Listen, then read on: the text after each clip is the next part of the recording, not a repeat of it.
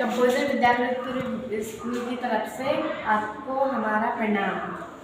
मैंने एक बुलडोज़र बनाया है। आज ये बुलडोज़र किसी भी सामान को उठा लेता है। अब मैं आज इस चावल को उठा के दिखाऊंगी।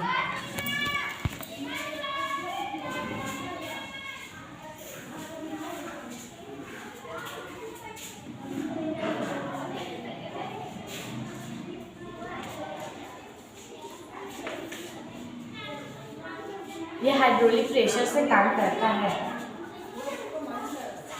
और इसको क्या कहते हैं? मैम इसको और डोज़र भी कहते हैं और आम भाषा में लोग इसे बुलडोज़र कहते हैं। हाँ ठीक है।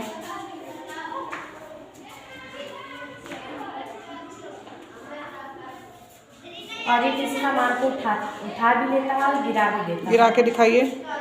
मैम ये गिर गया। गुड।